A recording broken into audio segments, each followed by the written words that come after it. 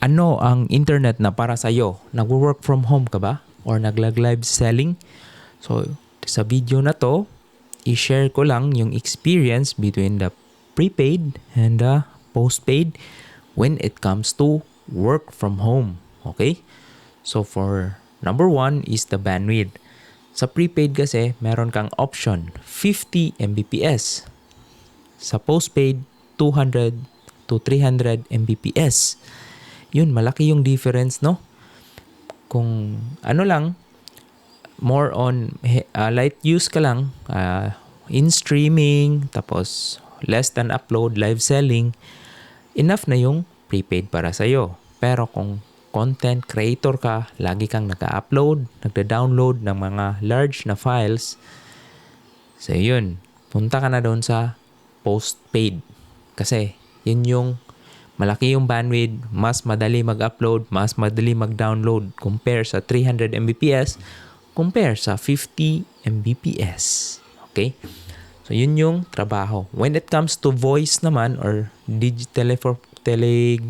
telegram or conferencing, recommended ko mag-postpaid ka. Mas malaki yung bandwidth, mas high quality yung video, tsaka streaming mo. Kaya mas sulit yung postpaid when it comes to video. Pero kung calls lang, voice call, pwede na yung prepaid natin. Okay? So that's number one, the bandwidth. Number two is the devices. So although meron din silang Wi-Fi 6 both, may prepaid na Wi-Fi 6, may postpaid na Wi-Fi 6, pero yung prepaid is 6 device lang yung limit nila.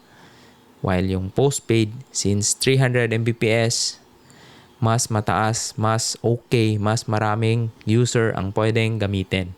So mag-provide ka lang ng bagong third-party router para sa postpaid, yun, mas sulit yung connection mo sa bahay. Mas stable. So yun, no, sa bahay kasi, my experience is meron akong postpaid tsaka meron ding prepaid. Mas palagi kong ginagamit yung postpaid kasi hassle-free. 300 Mbps, walang problema. Kahit download or upload ng malalaking files, ilang gig pa yan. Kahit tera, 300 gig. Sisiw lang yan. Yung prepaid, pag 300 gig, medyo may katagalan. Hours pa yung gagamitin or mabababad yung device mo. Kaya yun yung limitation. Okay? So, pangatlo is hassle-free yung postpaid kumpara sa prepaid. Bakit? Marami kasing nagre-reklamo. Red LOS. Pag naka-red LOS, ibig sabihin may putol yung kable ng modem papunta sa poste.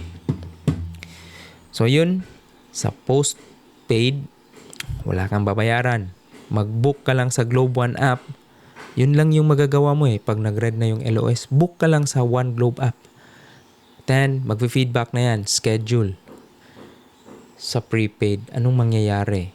Book ka ng repair. 500 bayad muna. Then, before na ma-proceed sa scheduling ng repair. Kaya yun.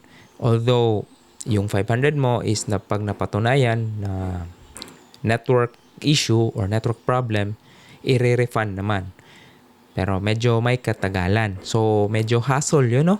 Pag merong money involved, lalo na pag wala tayong pera sa GCash, tapos, yun, kailangan natin magbayad para sa technician na booking. So, yun, hassle yung prepaid kumpara sa postpaid. Kaya nga mas premium yung binabayaran mo sa postpaid kasi hassle-free. So, yun yung pangatlo, the experience. So, yun. Tapos, pang-apat is the budget. Siyempre, consider mo yung budget mo. Kung malaki yung negosyo mo, tapos may budget ka sa internet na 2,000 pesos, so, mag-postpaid ka na. Lahos na, diretso na sa postpaid. Walang isip, yung prepaid, 699 lang, pero napaka-hassle pag maputol or mag-repair ng request. Okay? Postpaid.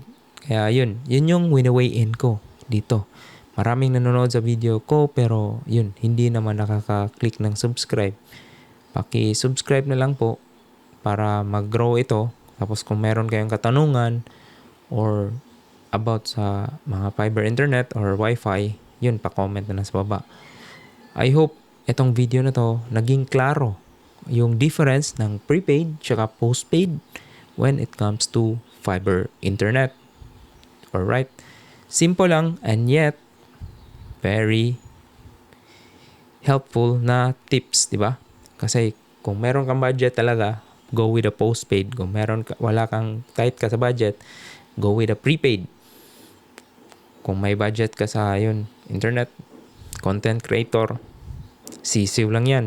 Madali lang kumita yung pera. Pero yung hassle ng prepaid, pag nagpa-repair, sakit sa ulo. Minsan, nare-rebook pa. Kasi yung technician is permit, tsaka weather. So, maraming factors rin na nakakancel yung mga repairs natin. Okay?